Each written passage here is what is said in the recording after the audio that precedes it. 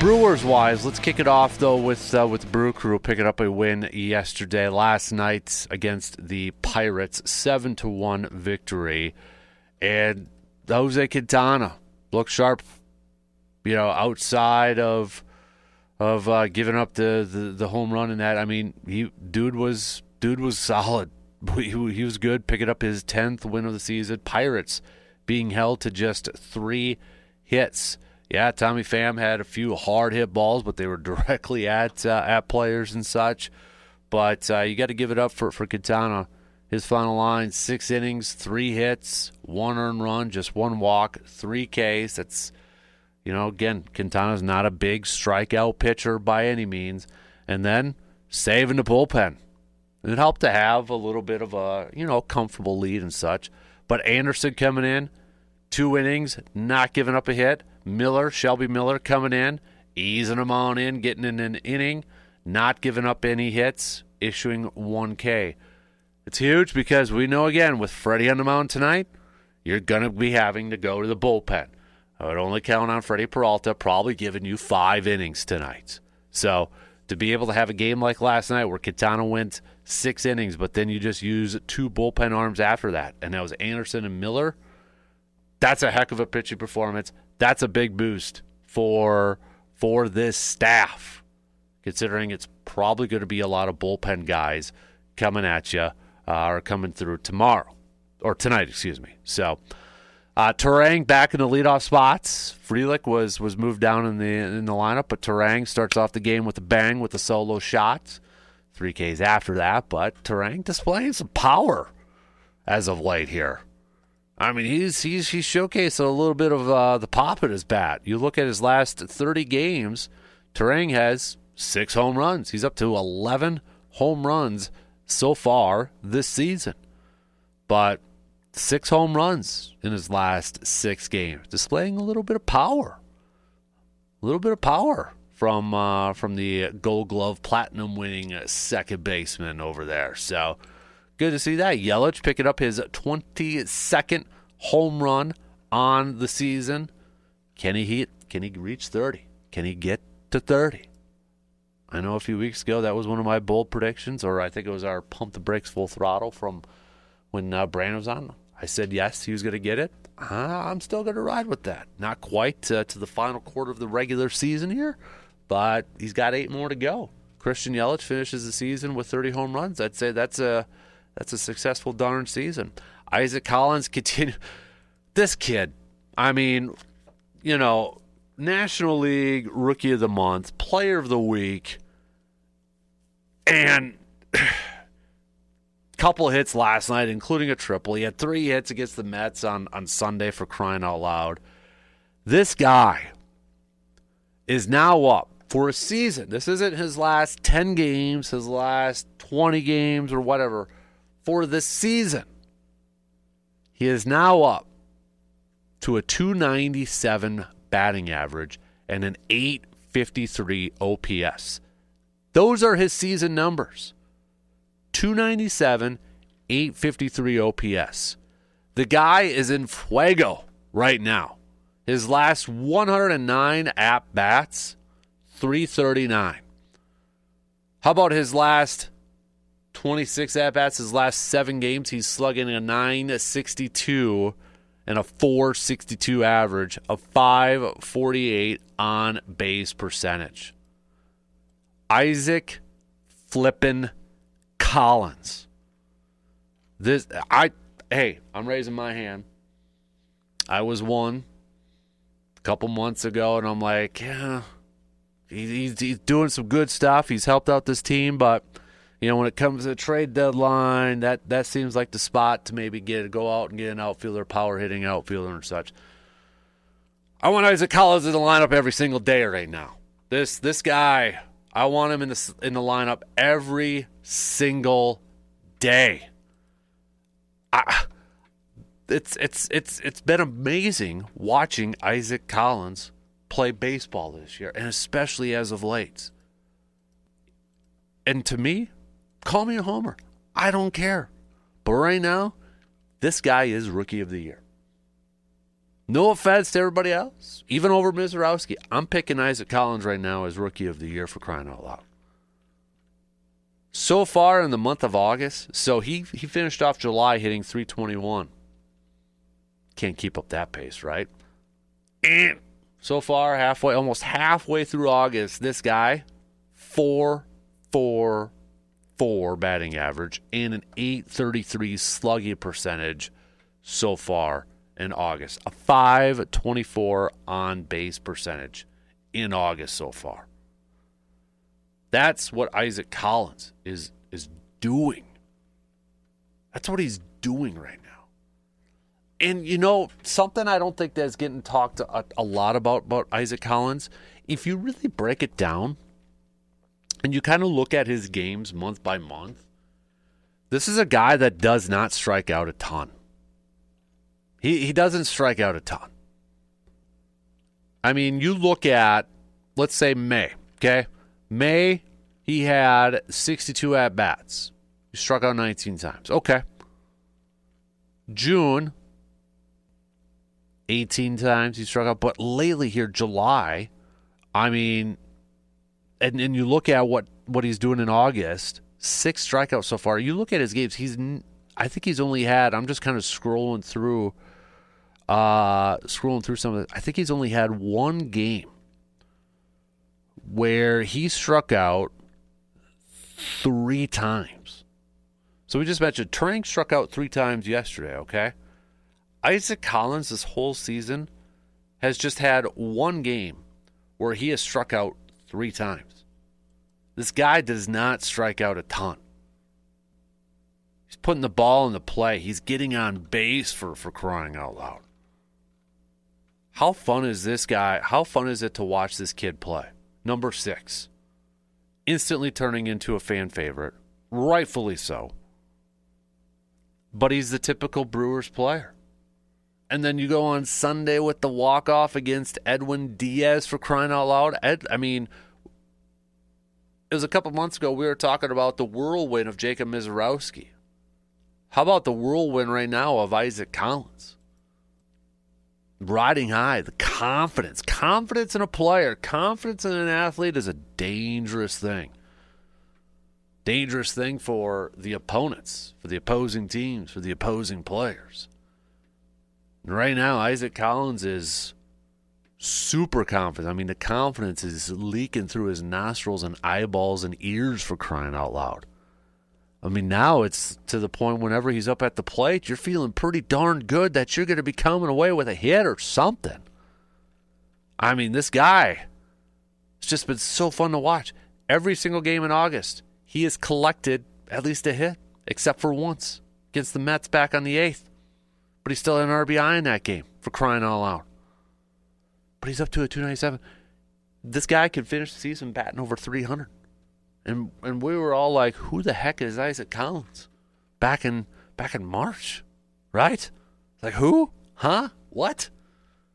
Now we got to upgrade that spot in left field. No, I want him in the lineup every single day right now. Every single day.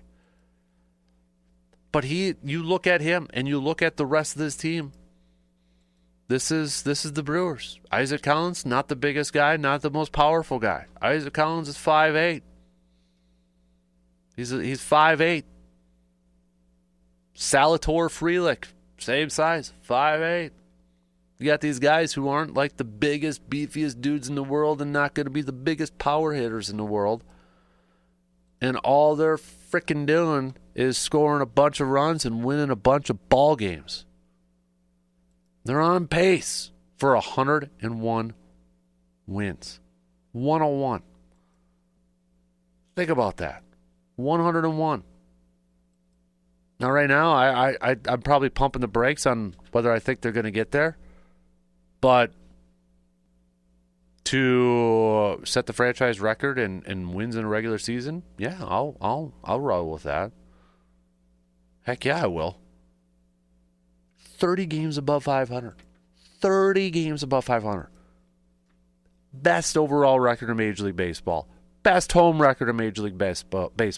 Best road record in Major League Baseball. I put this poll question out there last night asking is this the most confident you are in a Brewers team? And I know we got a little over a quarter of the season left, but is this the most confidence you have in a Brewers team to potentially make a deep postseason run? And right now, last I looked, it was about 64% of you said, no, still too early. Still a little apprehensive. Maybe still not fully buying in, or maybe you're like, hey, dude, we've got a quarter left. And I get that. I totally get that. I mean, knock on wood, it don't happen, but, maybe they kind of, September fall off a little bit, enter the postseason, not playing the greatest baseball in the world. I understand that. I get that mindset. Totally do. But for those of you who said, yes, this is the most confident, I get it too. Offense is doing it the way you're not supposed to. But, I mean, you can't argue with numbers right now. And the numbers say there's a pretty darn good offense in a lot of categories, except for home runs. Pitching, can't argue. Confidence, momentum, sky high right now for this Brewers team. Insanely high for this Brewers team. Man, it's got to be Uecker Magic, right? Dude's got the best seat in the house right now, watching every single game from up top. I know I'm not the only one that's like, yeah, dude, man, I wish Uecker could be calling some of these games. I mean, an Isaac Collins walk-off against Edwin Diaz after the comeback and all these other games. But he's watching. He's probably calling the game up there for everybody else. He's still calling it. It's got to be a little Uecker magic going on right now with this team. Oh, how fun is this watching this Brewers team? It's going to be a fun game tonight too. Freddie Peralta, Paul Skeens. Can this offense have that one inning like they did the last outing against Paul Skeens? That one inning where they're able to put up multiple runs, a few runs, and that's enough. Are they going to be able to get that inning? Is it going to be early? Is it going to be, midway through later on? When is it going to be that inning where they could attack Paul Skeens and put up a crooked number? Because that's what it might take to win this game. Is just one inning. And can they identify that inning? Can they take advantage of that inning? When it's clearly evident, it's maybe the fourth inning, third or fourth inning, whatever it is, where, okay, Paul Skeens kind of maybe, it's that inning, struggling a little bit. Can that Brewers offense take advantage of it? Can they put that pressure? Play a little small ball against him. Put the ball in play, put the pressure on the defense to make some plays. That's going to be the biggest key for tonight's game is when that inning pops up, can that Brewers offense put up enough runs, take advantage of it? Not necessarily take Skeens out of the game, but it's like outings we have seen before. It might just take one inning going up against Paul. One inning. And if you get that inning, you better take advantage of it. I mean, you're going up against a pitcher who's got a 1.94 ERA for crying out loud. Okay? And you look at some of the Brewers hitters. Ironically, it's Yelich who's got the best. No, I shouldn't say ironically. But it's Yelich who's got the best career numbers against him in 8 career at-bats, 375, 250 OPS. After that, not a ton of success going up against him. On the flip side, Freddie Peralta and a lot of these Pirates hitters, they got a lot of experience going up against Freddie. And some have some pretty darn good numbers going up against him. Reynolds, for one. Reynolds, I feel like, has had a lot of success against the Brewers over the years, though. 36 at-bats, 389, 1.059 OPS. Others, I mean, you're talking about under 200, 250, 286. Gonzalez, for example, 286 and 7 ABs. But it's Reynolds. McCutchen, actually, 18 at-bats and 333 with a 1.011 OPS against him. But it might be a game today where it's that one inning. And the same could be said about Freddie, too, right? Freddie sometimes has that one inning where it's a couple solo shots or a solo shot. Who's going to win that one inning? Which offense is going to win that one inning? That one inning that might make all the difference in tonight's game. And I think this is, you look at this schedule for the Brewers, just a hell of an opportunity for them to continue to stack up some of these wins. This is a heck of an opportunity here. And this is why I really hope, and I think they do, but continue to have this game-by-game approach. Focus on today's game. Not tomorrow, today's game. Because I think they've got an opportunity here to add a few more wins before, I think, an interesting portion of the schedule and a tough portion of the schedule coming up here to finish off the month of August. So you got the Pirates, obviously, right now. But after that, you're taking on the Reds. And I know the Reds trying to compete for a wild card spot here. But you got a chance. I mean, you take advantage of the schedule in front of you. Brewers should be able to win that series. And then, of course, I know everybody's already kind of focusing on next week's Cubs series. 5 games in 4 days. That is a huge, crucial series for the division. There's no question about it. No question about it. I think we're all going to be on pins and needles next week, living and breathing with every single one of those games. Right? And rightfully so. That is a huge series. Huge. But right now, continue doing what you're doing and just focusing on that game-by-game approach because it's working. Cubs are struggling right now. You're playing incredibly well. Very well. Continue to take advantage of it. You are 6.5 games above the Cubs for first place in the division. Stack those. Stack those. Just in case that series in Chicago maybe doesn't go the way we want it to go. Because let's look at it. You got a little bit of a struggling Cubs team, and who are they going up against? The Toronto Blue Jays, who's pretty darn good right now. They're pretty darn good. You're talking about a Blue Jays team that has 69 wins. 69-50, second best record in Major League Baseball. Third best record in Major League Baseball because the Phillies, slight advantage in win percentage. But the best record in the American League, slightly over the Tigers.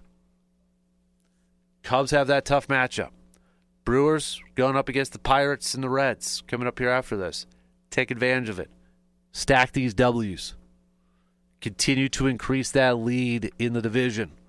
Because that is a huge, huge 5-game series coming up. And you got the Giants at home after that. Now, the Giants have definitely kind of fallen off a bit here. I don't think we're too far off on that. They're still only 4.5 out from a wild card, so they're not completely out of it. But I would say, Giants definitely are not playing to the level I think a lot of people thought they would be. They're 1 game under 500 at this point. And I don't want to overlook that Red series, too, because the Reds are just 2 games out of a wild card spot. But that is a winnable series for the Brewers. I mean, for crying out loud, they're the top team in Major League Baseball. Every series should be winnable for the Brewers at this point, right? I mean, that should be the mindset that we all have, for crying out loud. But after that Giants series, you got Arizona. Diamondbacks, we knew they were kind of sellers and such. But then you finish off August with Toronto. World Series preview, dare I say? Dare I say a little World Series preview? And then right after that, Phillies. Maybe, at that point, 4. Best record in the National League? Maybe. Got a little bit of, Brewers are up, 5 right now over the Phillies, so we'll see how that plays out. But, you get through September 4th. And then I think it opens up a little bit more for the Crew. You got Pittsburgh. You got the Rangers in there. Now the Rangers I know they're competing for a wild card spot, but they're 2.5 back right now. They're 4-6 in their last 10. So we'll see what they're like there. But then you got the Cardinals and then the Angels and the Cardinals again. Then just 2 more series left. Padres, Reds, which at that point, maybe those 2 series are a little bit more important for the Padres and the Reds for wild card purposes. Who knows? But you look at from August 12th up to September 4th, I will say this is a season-defining stretch portion of the schedule here for a couple different reasons. One, get those wins that you're supposed to get against teams like Pittsburgh and such. But then, of course, that huge series with the Cubs next week. And then you finish off with Toronto and Philadelphia. So it's got a mixture of very winnable games. Games you should win, series that you should win. And then some tough ones there with the Cubbies, with the Blue Jays, with the Phillies. I think from now, starting from yesterday, all the way to September 4th, this is a season-defining, schedule-defining stretch of games that, maybe when we're on the air on September 5th, we're talking about, man, the Brewers have, 8-game lead in the division. They're looking pretty good right now, and the schedule is setting up nicely for the Brewers to maybe continue this momentum, ride a little bit of a high heading into the postseason here. But, again, let's take it by a game-by-game approach. Game-by-game approach here. Let's get this thing done. All right, we're almost to the final quarter. Almost. Couple more games, and then we'll be into the final quarter of the regular season here. And, boy, that's going to be something to watch. No question about it.